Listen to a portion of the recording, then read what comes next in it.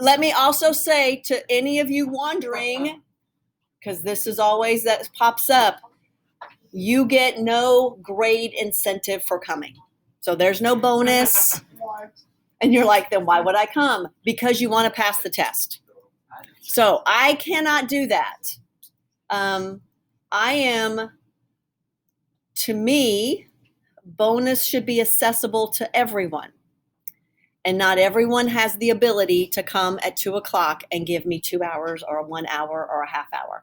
It's why I probably am one of the few people in this building that don't do bonus for things, Kleenexes, and not that those teachers have not the right to, but not everybody's family can afford a box of Kleenex so that you could get bonus. And I categorically think that is and so I will not do that also for you to come in on the day that you aren't supposed to be here, in which many of you either plan work, and some of you have to work because you got to pay for your gas, you have to pay for your insurance, or some of your families schedule. My friend, Miss Pike here, has complained often that her mom schedules everything that she needs to do on Wednesdays, or orthodontist appointments and her doctor's appointments. So I cannot do that, and I will not do that. So if you come in on Wednesdays to work, and I shouldn't say work, to have fun and study, that's your own volition. It is a sign of a motivated student. And I'm not saying you have to come every Wednesday. It certainly is something to think about, and you don't have to stay. Bring your food, whatever you want. I'll let you eat in my classroom. But it is something I think some of you might do better with a structured study setting that might make you feel successful. Maybe that might make you feel successful and not defeatist. And I do know what I'm still looking at you. I do know a lot of stuff, and I can do a lot of things. So even if it's just a little pep rally for all of us. So we'll start that next Wednesday at 2:00, and I'll have things set up. I have games. I have card games. We didn't do a lot of that last year. We didn't have opportunity to study last year, but I have lots of games and memory games that you guys can play. All right, so we finished the war, and we got to on page 14, Versailles. So we're on page 14 of World War I. Those of you that did not look at anything yesterday, there was something that you needed to do. That's how I know you didn't look at it. So please make sure at some point you go and do the exit ticket. So on page 14, we have finished World War I. And again, the United States comes in at the end. What you need to be able to, and the reason for the exit ticket, what you need to be able to do as students in regards to World War I is be able to make and understand the argument as to why we stayed out, and to make and understand the argument why we needed to enter into the war. So now we're at the Peace Conference. The Peace Conference is in Paris, in the Palace of Versailles, which was built by Louis XIV in the opulence of the heydays of kings and queens. And we have those big four. Oh, we did this. I did this. Those of you that listen, you should know we are actually on page 16, because now we have signed the Treaty of Versailles, and now we got to put it before Congress. So we do have to have a couple of quick conversations about the way treaty systems work. Treaties are approved only by the Senate. That is the goal of the upper house that keeps them the elite part of our Congress. And so the issue is the League of Nations. So this is another shift that we need to make sure that we understand as we move into the 20s and 30s, and understand how by 1935, Europe is going to be consumed by what's happening in both, the world will be consumed by what's happening in Europe in regards to Germany, and in Asia in regards to Japan, and why we do nothing. So even though we only participated in this war for less than a year, the results were catastrophic. And what the United States now says is some backtracking and revisionist history. We should not have been there. We should not have indulged in that. We should have listened to Washington and stayed out of those things. And now that's what we're going to do. We are not going to be a part of the League of Nations. We're not going to sign anything that says if these people go to war, then we must go to war. And that begins this next 20 years of isolationist theories. That is a key word. Isolationist. We do not care what you guys are doing anywhere else. We are going to focus on ourselves. And as a result of that, this Treaty of Versailles that everyone else signs, we don't. And you need to know the person behind that is Senator Henry Cabot Lodge on the bottom of page 16. He says, I want to amend it. If you let me amend the Treaty of Versailles, we can get it passed. But Republicans say we are not voting for that. They oppose that treaty as an infringement on the Monroe Doctrine, which allows Europe to interfere in ours. And we do not want to be a part of that. Wilson goes on this big speaking tour. And in the middle of this big speaking tour, he succumbs to a second illness. So during the peace treaty talks, Wilson has a significant stroke and is really incapacitated. His wife kind of hides him from the public, and he really, in all circumstances, we should have had the vice president take over because he was completely incapacitated. If that same event had happened in the 21st century, we would have seen a takeover and the use of the 25th Amendment because he was incapacitated. If you've ever had unfortunately had someone in your family have a stroke, even if they recover, the recovery process is very long. And if you think about someone trying to govern with that, especially in the intensity of a peace treaty. So Wilson goes out on his speech again, and he is going to collapse and again be paralyzed. And I should backtrack. The reason no one invokes the 25th Amendment is we don't have it yet. So there's no way to do this. This is one of the reasons that we get this, because if you look on page 17, he, for 7.5 months, he just does nothing. So Lodge's reservations, and that doesn't mean like making a reservation at a hotel. He wants to amend it, can't amend it. He focuses on Article 10, the League of Nations, as it morally bound the U.S. to aid any member victimized by aggression. And Congress says we do not want to give up our ability to declare war to someone else.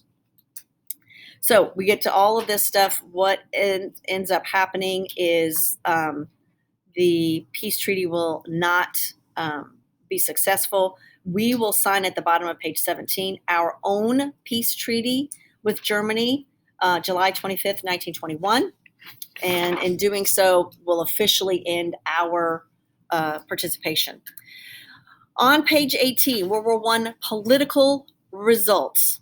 And I would put a giant box around this because this is where the United States becomes the United States of America, right? We've been pushing and getting there with the Gilded Age. We're an economic superpower. Teddy Roosevelt put us onto the world stage with his diplomacy and his Nobel Peace Prize. But World War I seals the deal. And this is where, for you people, when you think of the United States of America, we become the United States of America. The United States becomes the economic and political leader, which says a lot when you're an isolationist. That says a lot. You're an isolationist theory country, but yet you're a political leader. That's what's called an oxymoron. They don't make sense. What we did not speak about, and we will very shortly, is during and in the middle of World War I, Russia has its Soviet Union. And so B, the Russian Revolution institutes communism, real life, true communism, and it sends a ripple of fear throughout the world. And what our fear of this Russian Revolution, communism, is immigration. Are these immigrants coming into our country now communist? And are they coming here to spread the revolution? The fear that people have of communism is two things. Communists want to violently overthrow capitalist governments. That is what they do. It is in their platform, clearly states, revolution, violently overthrow capitalist governments. That's the fear. The second one is one that really attaches itself to the soul of America, that communism is atheist. So those two things are going to now put this new immigration fear. So we had the nativists back in the 1840s, we had them in the 1880s, and the fear was we're getting all these people that aren't like us, they're going to water down our gene pool. But in the 1920s and 30s, we're now going to get people that want, what many people will think, that want to do harm to our government and our way of life. That is a strategically different view on immigration and immigrants. That's going to cause this 1920 to be very violent and set us up again for this anti-immigrant sentiment. So, Britain, France, Austria, Turkey went into various states of decline. And most importantly, Germany is devastated by the Treaty of Versailles. They're devastated politically, but most importantly, they're devastated economically. We are at the beginnings of a race to October 1929 and the collapse of Wall Street and the beginning of the Great Depression. And the reason it's called the Great Depression is that it's a global depression. It happens everywhere. It's going to hit Europe in the 1920s. It will hit farmers and rural America in the 1920s, but it will hit the world in October 1929. So, for instance, my granny was born in 1919.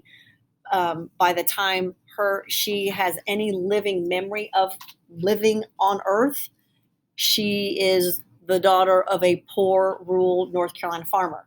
And that's the joke of many rural people when they are taught or asked about the Depression, like, what depression? It's always been like this in rural America. So we have to make sure that we understand that even though we talk about the Great Depression beginning in 1929, 1930s, for many aspects of the world, and even in America, it had already begun. We also are going to begin 10 years of this colossal experiment of businessmen and not politicians being president. And please don't let it be lost on you that these businessmen are going to lead us into the greatest global depression the world has ever known. And the glorification of businessmen to exclude politicians will march us lockstep into the greatest economic disaster the United States has ever known, and I hope in my entire life that we ever know, and also the world. Warren Harding will be the Republican nominee with his return to normalcy. And the results will be that Harding is going to easily defeat Cox. This will be the first election that women are allowed to vote in. This election, 1920, ends progressivism. Progressivism dies in 1920. It will be revived many other different times and in many other different places. Many people can make an argument that the 2020 revived progressivism again. But number 4 is really important, isolationists. Isolationists resulted in a death sentence for the League of Nations. The United States is not going to join the League of Nations. And last bit on that. Number 5, 2 main causes for the failure of peace after World War I, the Great Depression, and war psychosis. This idea of what war did. On the top of page 19, the impact of World War I on American society. This is going to be devastating. We are getting ready to head into what is known as the Roaring Twenties. And that is really a very much a same misnomer as the era of good feelings after War of 1812. So if we do a compare and contrast of after the era of good feelings and the Roaring Twenties, they both are acting on the same thing. They both are acting on this heightened sense of war. The era of good feelings, we come out of it with this heightened sense of nationalism. After the war, after World War I, we come out of this heightened sense of man's ability to destroy themselves. So this industrial complex, this industrial society that we created, that created all these awesome, wonderful things, also created this incredible ability to destroy each other. And that's what the population of 20 to 35 is going to be dealing with. So when you read or look or watch Gatsby, what you need to think about when you watch these people appearing to have the time of their life, it is quite the opposite. They have given up on life. They've given up that this life means anything. It means nothing. You can be killed in an instant. An entire country has developed the ability to wipe out an entire group of men with a machine gun. And not only can we do it, but we keep doing it. So what does life mean? It's frivolous. It means nothing. And this is what's called nihilism. What happens when you die? You get put in the ground and you buried and the worms eat you up. Why are we following all these moralistic rules about don't do this and don't do that, when at the end of it all, you just die? So this is in regards especially to young men who are cut down in the prime of their life, that, speaking again as young college students, that never experienced love or never engaged in any kind of sexual intimacy, never enjoyed any of that. Why? Because the rules of life said I had to wait. The rules of life said, the rules of my religion said, I was following all the rules and I ended up dead. Worm food. So guess what? I'm living now. And I'm throwing all conventions to the wind, especially for women. Women especially will take this as, forget all this stuff. That 20 pounds of clothing that I was wearing that was keeping everything that made me a woman intact so no one could be enticed by it, forget it. I'm going to wear a slip now. And I'm going to dance a dance where everything jiggles. And I'm not going to wear stockings. And I'm going to smoke in public. And I'm going to use swear words. And that is not the sign of people having fun. That is the sign of people that have lost their way. Right? That's the sign of people that are struggling to find, where's my place in life? So please don't be fooled by all those people having a good time. All those girls drinking. All of those girls crawling in the back of Model T Fords. That is not the sign of a good time. It is not. And that will be what we'll be looking at the Roaring Twenties. Women, an increased role in economy. They'll gain suffrage. We still have prohibition of alcohol, right? All these people, every time. Do you guys think you'll watch Gatsby the movie? Has she told you if you're going to watch it? Yeah. Okay. So when you're watching that movie and you're watching all of those parties where all of those people are drinking, they are breaking the law. Openly, 100% breaking the law.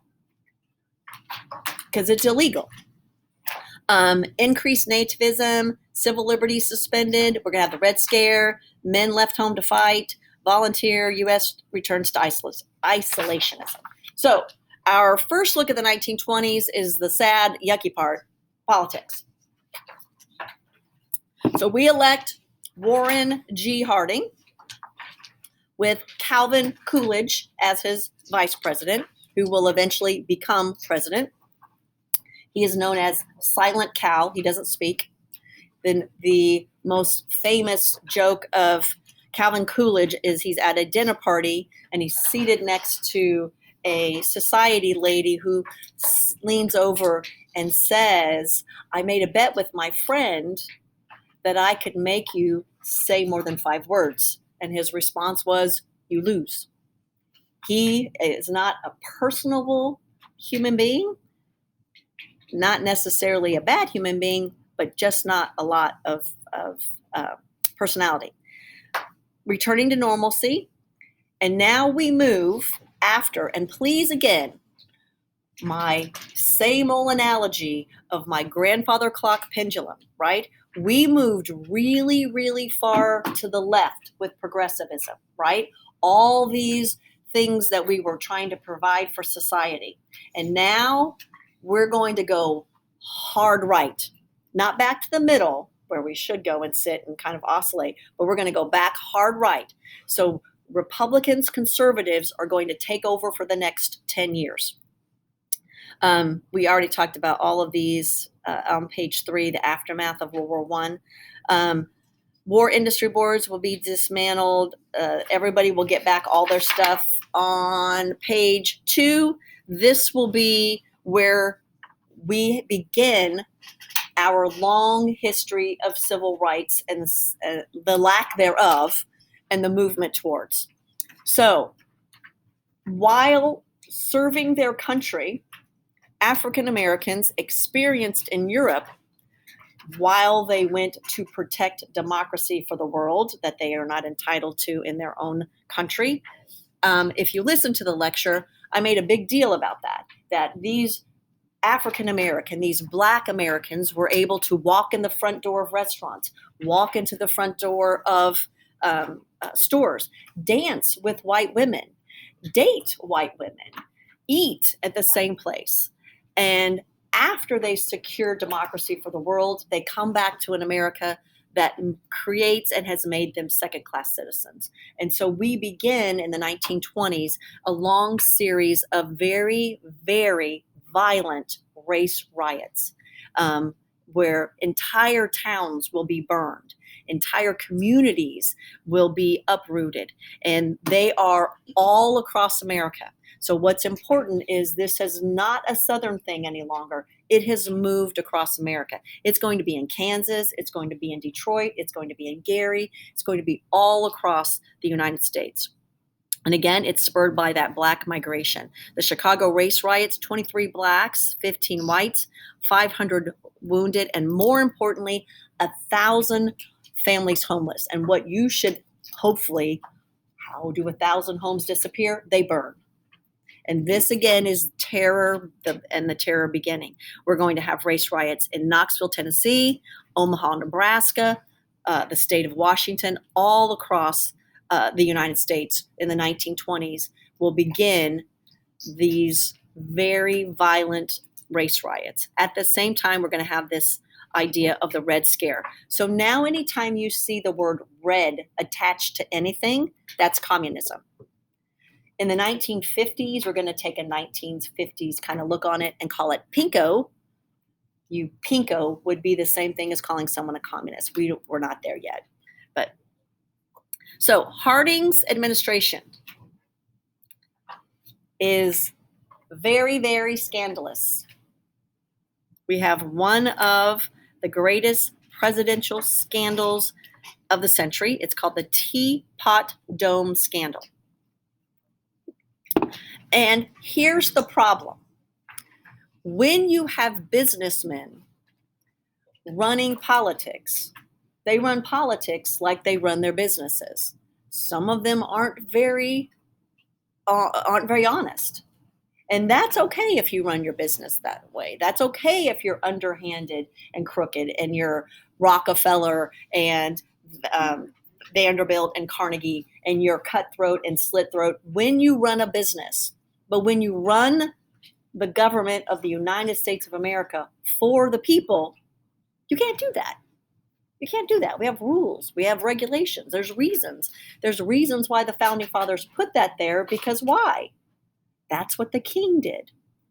So there's reasons why there's checks and balances and why things have to be done in that way, because what happens on the bottom of page 2 in the Teapot Dome scandal is the cabinet members are making themselves wealthy off the government of the United States. 1921, the Secretary of the Interior. The Secretary of the Interior is in charge of all federal land.